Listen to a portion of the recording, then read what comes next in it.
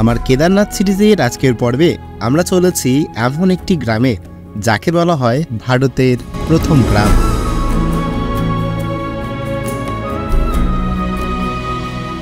যেই গ্রামে বসে স্বয়ং ভগবান গণেশ মহাভারত লিখেছিলেন। সেই জায়গায় এসে পৌঁছালাম যেই স্থানে বসে ভগবান শ্রী গণেশ 18টি পুরাণ সহ মহাভারত লিখেছিলেন। যেই গ্রাম দিয়ে শুরু হয় স্বর্গে যাওয়ার রাস্তা। আমরা এই মুহূর্তে এখন এসে পৌঁছালাম স্বর্গ রাজ্যে যাওয়ার রাস্তায়। যেই গ্রামে শেষবারের মতন দেখা যায় সরস্বতী নদীকে। এই হচ্ছে সেই সরস্বতী নদীর ধারা। এই সরস্বতী নদী এইখানেই শেষবারের মতন দেখা যায় এবং এরপরে পাতালে গমন করে। যেই গ্রামে রয়েছে ভারতের প্রথম চায়ের দোকান। ভারতের প্রথম গ্রামে ভারতের প্রথম চায়ের দোকান থেকে এখন চায় চমক দিচ্ছি আমরা। सुना है आपका चाय का दुकान इंडिया का पहला चाय का दुकान है? हाँ, ये पहले लास्ट चाय की दुकान थी। अच्छा। पिछले साल प्रधानमंत्री जी आए, मोदी जी। अच्छा। तो उन्होंने लास्ट से फर्स्ट कर दिया। এই যে লেখা হলো ভারতের প্রথম চায়ের দোকান, এই লেখাটা এবার থেকে কিন্তু রয়ে যাবে এই মানা গ্রামের প্রথম যে চায়ের দোকান রয়েছে সেখানে। আপনারা যারা বাঙালিরা আসবেন দেখতে পাবেন যে আমার চ্যানেলের তরফ থেকে আমরা এটা লিখে দিয়ে গেলাম, বাংলা ভাষাকে এখানে একটা বড় প্রাধান্য দিয়ে গেলাম আমরা। এক কথায় বলতে গেলে পৌরাণিক, সাংস্কৃতিক ও প্রাকৃতিক সৌন্দর্যে মোড়া ভারতের মানা গ্রাম। আমাদের বদ্রীনাথ দর্শন শেষে আমরা এখন গাড়ি করে বেরিয়ে পড়েছি মানা গ্রাম দর্শন করতে। এই মানা গ্রামকে আগে বলা হতো ভারতের শেষ গ্রাম, কিন্তু এখন এই মানা গ্রামকে বলা হয় ভারতের প্রথম গ্রাম। মানা গ্রাম যাওয়ার জন্য আমরা আমাদের গাড়িতেই যাচ্ছি। এছাড়াও আপনারা যারা যেতে চাইছেন মানা গ্রাম বলে যারা বাসে করে আসছেন বা অন্যভাবে আসছেন, তারা এখান থেকে 50 টাকা শেয়ারিং গাড়ি অনেকে পেয়ে যাবেন, পার পার্সন 50 টাকা করে নেয়। মানা গ্রাম একদমই কাছে, 2-3 কিলোমিটারের ডিস্টেন্স মাত্র।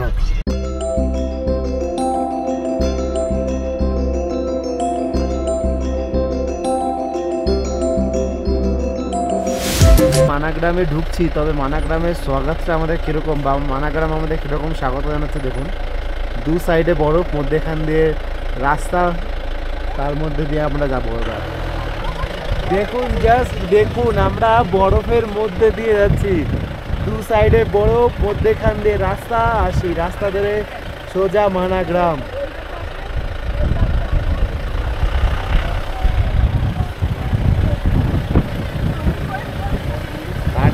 এই বরফ গলা জল, প্রতিটা লোক এই বরফ দেখার জন্য মাঝখানে দাঁড়িয়ে পড়ছে। দেখুন, এই গাড়ি সামনে দাঁড়িয়ে রয়েছে, সামনে ছবি তুলছে দাঁড়িয়ে দাঁড়িয়ে, যার জন্য পেছনে গাড়ি আসতে পারছে না।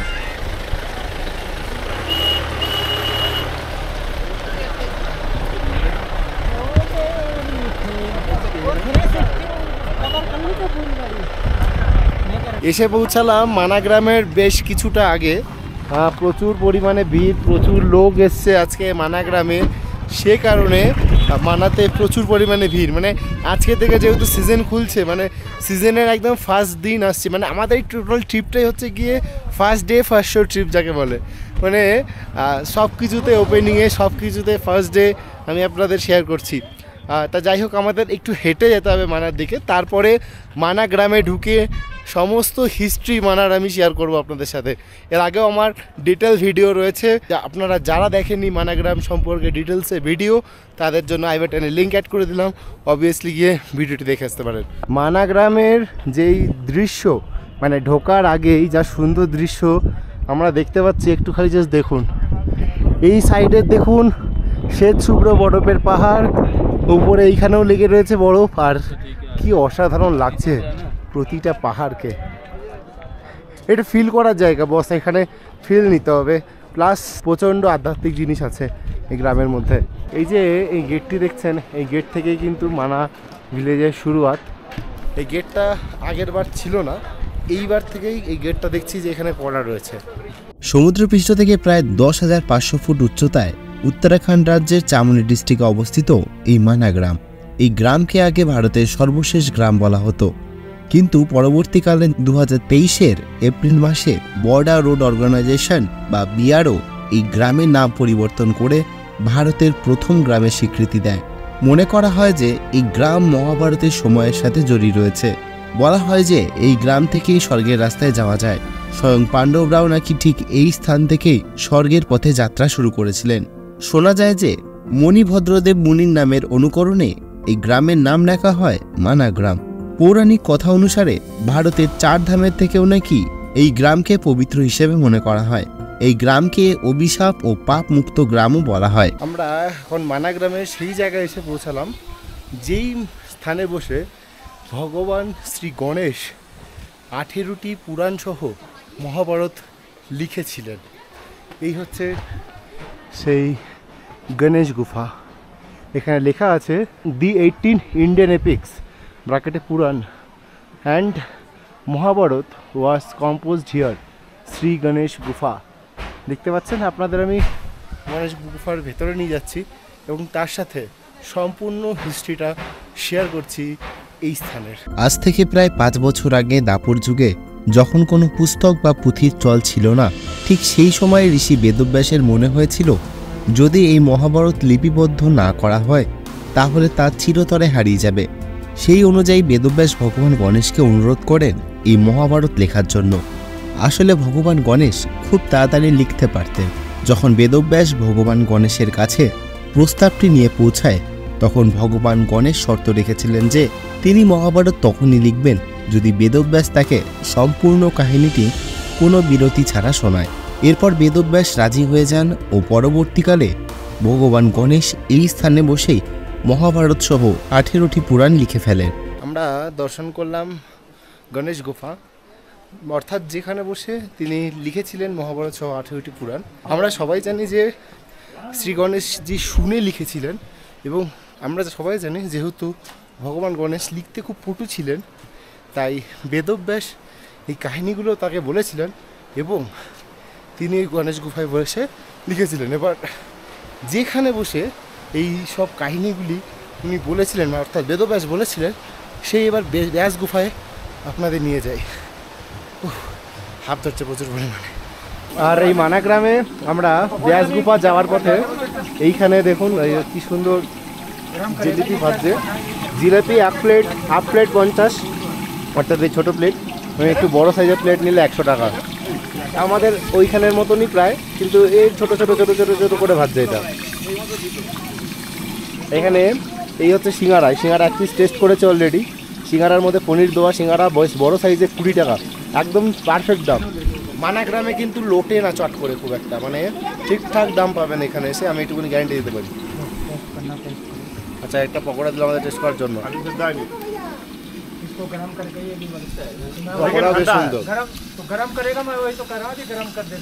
মানা গ্রামকে দুটো জিনিসের জন্য খুব ভালোবাসি। প্রথমত হচ্ছে যে প্রচুর পুরনো ইতিহাস জড়িয়ে আছে এই মানা গ্রামের সাথে, এবং একই সাথে মানা গ্রামের লোকেরা কিন্তু বেশ ভালো হয় দেখেছি, মানে এর আগের এক্সপিরিয়েন্স এখনকার এক্সপিরিয়েন্স দুটো মিলিয়ে বলছি।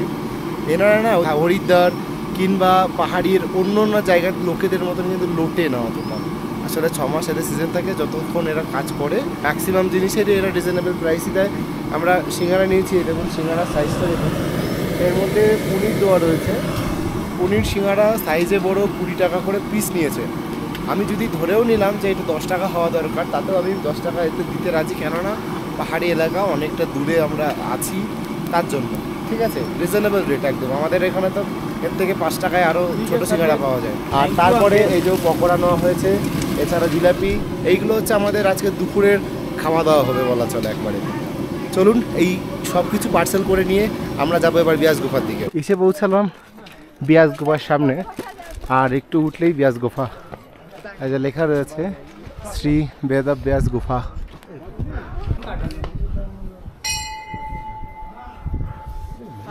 দেখুন লেখা আছে this Holi cave is 5330 years old in 2022। 2022 সাল অনুযায়ী 5330 বছর পুরনো, মানে অর্থাৎ 2024 এসে 5332 বছর পুরনো হয়ে গেছে।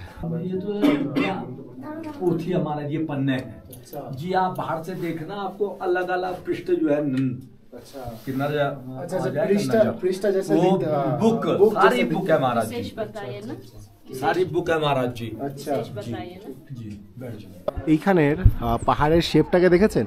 সে বইকে চাপা রাখলে যেমন একটার পর একটা খাঁচকাটা খাঁচকাটা লাগে পাতার মতন, সেরকম লাগছে। এই হচ্ছে সেই ব্যাস গুফা যেখানে বসে বেদব্যাস মহাভারত বলেছিলেন, এবং এর আগে আপনাদের যেই গুফা দেখালাম অর্থাৎ গণেশ গুফা, সেখানে বসে গণেশজি এই মহাভারত শুনে লিখে ফেলেছিলেন। আর এই আমি রয়েছি ইন্ডিয়াস ফার্স্ট টি শপ বা ভারতের প্রথম চায়ের দোকান, ভারতের প্রথম গ্রামে ভারতের প্রথম চায়ের দোকান থেকে এখন চায় চুমুক দিচ্ছি আমি। सुना है आपका चाय का दुकान इंडिया का पहला चाय का दुकान है? हाँ, ये पहले लास्ट चाय की दुकान थी। अच्छा। पिछले साल प्रधानमंत्री जी आए, मोदी जी। अच्छा। तो उन्होंने लास्ट से फर्स्ट कर दिया, फर्स्ट गांव, तो हमने भी बोर्ड चेंज किया तो फर्स्ट दुकान।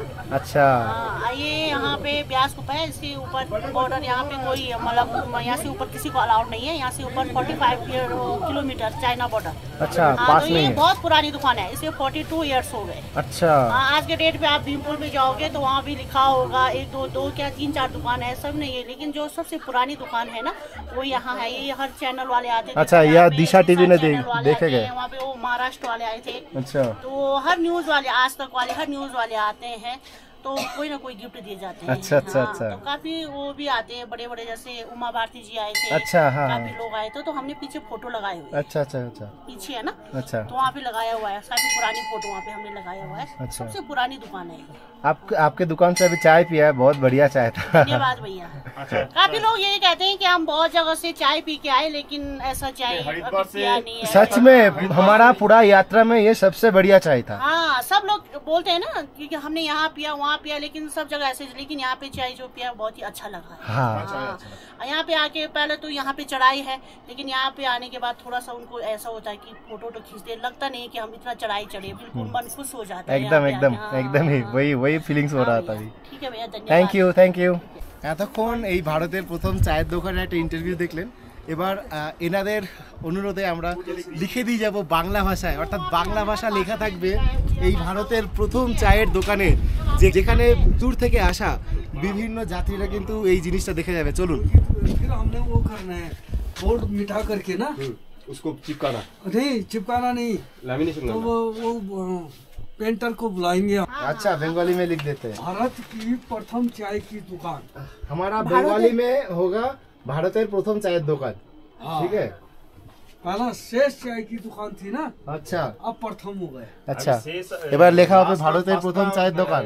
एरिया बेसिस है, ट्रांसलेशन हो गए एरिया ना। बेसिस है ना। अब आप ये लिखो ना, प्रथम लिखो।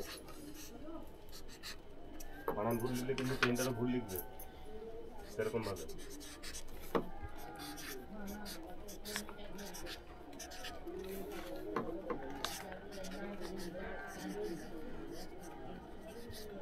এই যে লেখা হলো ভারতের প্রথম চায়ের দোকান, এই লেখাটা এবার থেকে কিন্তু রয়ে যাবে এই মানা গ্রামের প্রথম যে চায়ের দোকান রয়েছে সেখানে। আপনারা যারা বাঙালিরা আসবেন দেখতে পাবেন যে আমার চ্যানেলের তরফ থেকে আমরা এটা লিখে দিয়ে গেলাম, বাংলা ভাষাকে এখানে একটা বড় প্রাধান্য দিয়ে গেলাম আমরা। ব্যাস গুফা দেখা শেষে ভারতের প্রথম চায়ের দোকানে চা খেয়ে এখন আমরা চলেছি সরস্বতী নদী দর্শনে।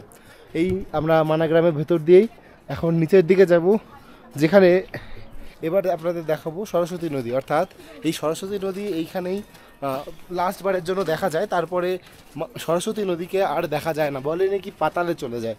অ্যাকচুয়ালি ব্যাপারটা আমি আপনাদেরকে অন স্পটে গিয়ে বলছি একদম। আমরা এসে পৌঁছে গেলাম, এই সামনে আমরা সরস্বতী নদী দেখতে পাচ্ছি। চলুন সেই বিশাল ধারা দেখাই।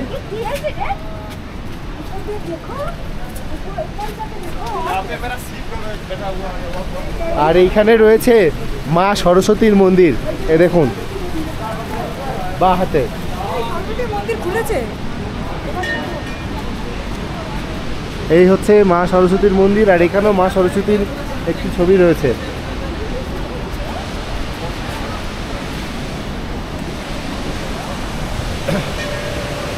এই হচ্ছে সেই সরস্বতী নদীর ধারা। এই সরস্বতী নদী এইখানেই শেষবারের মতন দেখা যায় এবং এরপরে পাতালে গমন করে, এরপরে আর সরস্বতী নদী দেখা যায় না। এইখানেই শেষ দর্শন পাওয়া যায় সরস্বতী নদী। আমার সামনে রয়েছে ওই যে মা সরস্বতীর মন্দির, আর সামনে আপনাদের দেখালাম যেখান থেকে সরস্বতী নদী দেখা যায়। এবার আপনাদের দেখাবো ভীমপুল। ভীমপুল অর্থাৎ সেই জায়গা পঞ্চপাণ্ডব যখন তারা স্বর্গরাজ্যের দিকে যাত্রা শুরু করলো, তখন এই যে এই পাহাড়টা দেখতে পাচ্ছেন, এই পাহাড় থেকে যখন যাচ্ছিল, এই পাহাড় থেকে এই পাহাড়ে পঞ্চপাণ্ডবের সবাই চলে যেতে পেরেছিল, কিন্তু দ্রৌপদী শুধুমাত্র একমাত্র পার করতে পারেনি। সেজন্য ভীম তখন এই পাথরটিকে উপর থেকে নিয়ে এই মধ্যেখানে বসিয়ে একটা পুল বা ব্রিজের মতন করে দিল। তারপর থেকে এই জায়গার নাম হলো ভীমপুল, এবং ঠিক এই রাস্তা ধরেই স্বর্গরাজ্যের দিকে যাত্রা শুরু করেছিল পঞ্চপাণ্ডব সহ দ্রৌপদী। দেখুন এই জায়গাটা স্ট্রাকচারটা দেখলে আপনারা বুঝতে পারবেন যে এটা একটা পাহাড়, এটা একটা পাহাড়, আর মধ্যেখানে দেখুন পাথরটা বসিয়ে দেওয়া রয়েছে, আর মধ্যেখান দিয়ে বয়ে যাচ্ছে সরস্বতী নদী। চলুন তাহলে এবার আপনাদের দেখানো যাক স্বর্গরাজ্যে যাওয়ার রাস্তা, এবং এছাড়াও কোথায় রয়েছে সেই বসুধারা ফলস, যেখানে নাকি বলা হয় যে কোনো পাপী ব্যক্তির গায়ে নাকি সেই বসুধারা ঝর্ণার জল কিন্তু পড়ে না। সেই সব আপনাদের এই ভিডিওতে দেখা। চলুন, আমরা এই মুহূর্তে এখন এসে পৌঁছালাম স্বর্গরাজ্যে যাওয়ার রাস্তায়। এই হচ্ছে লেখা রয়েছে স্বর্গারোহণ মার্গ। স্বর্গারোহণ কথার অর্থ হচ্ছে স্বর্গের দিকে আরোহণ করা। সেই স্বর্গারোহণ মার্গ এই হচ্ছে, এদিক দিয়ে সোজা গেলে স্বর্গারোহণ মার্গ। আর এই রাস্তা ধরেই পঞ্চপাণ্ডব স্বর্গের দিকে যাত্রা শুরু করেছিলেন, এবং এই রাস্তা ধরেই 5 কিলোমিটার গেলে বসুধারা ফলসে পৌঁছে যাওয়া যায়। বসুধারা ফলস হচ্ছে সেই জায়গা যেই জলপ্রপাতের নিচে গেলে কোনো পাপী ব্যক্তির গায়ে কিন্তু সেই ঝর্ণার জল পড়ে না। এই সেই রাস্তা, এই রাস্তা ধরে স্বর্গের রাজ্যে যাত্রা করা যায়, এবং একই সাথে এই রাস্তা ধরে বসুধারা ফলসও যাওয়া যায়। এইখান থেকে আপনারা যারা চাইবেন 5 কিলোমিটার ট্রেক করতে পারেন, তাহলে বসুধারা ফলস পৌঁছে যাবে। মানাগ্রাম দর্শনের এবারে আমাদের শেষ স্পট হচ্ছে সরস্বতী নদী এবং অলকানন্দা নদীর সঙ্গম। এই হচ্ছে আমার সামনে রয়েছে, এই হচ্ছে সরস্বতী নদী, আর ওই দিক থেকে আসছে হচ্ছে অলকানন্দা নদী। এই দুটো নদী সংমিশ্রণে অলকানন্দা নাম নিয়ে এই নদী এগিয়ে যাচ্ছে বদ্রীনাথ হয়ে দেবপ্রয়াগ সঙ্গমের দিকে, এবং এই দেবপ্রয়াগ সঙ্গমে গিয়ে আবার মন্দাকিনী নদীর সাথে মিশে ভাগীরথী বা গঙ্গা নামে এই নদী বয়ে গেছে সুদূর ভূভারতে। আমাদের বদ্রীনাথ এবং মানাগ্রাম দর্শন শেষ হলো, এবার আবার যাত্রা শুরু হলো ভীমতালার উদ্দেশ্যে, অর্থাৎ যেখানে আমরা গতকাল রাত্রি কাটিয়েছিলাম, এবং তারপরের দিন জার্নি শুরু হবে হরিদ্বারের উদ্দেশ্যে। আমার আজকের পর্বটি এই পর্যন্তই। দেখা হচ্ছে আপনাদের সঙ্গে পরবর্তী পর্বে। আমার আজকের ভিডিওটি যদি আপনাদের ভালো লেগে থাকে তাহলে ভিডিওটিকে লাইক করে এবং চ্যানেলে নতুন হয়ে থাকলে চ্যানেলটিকে সাবস্ক্রাইব করে পাশে থাকার অনুরোধ রইল।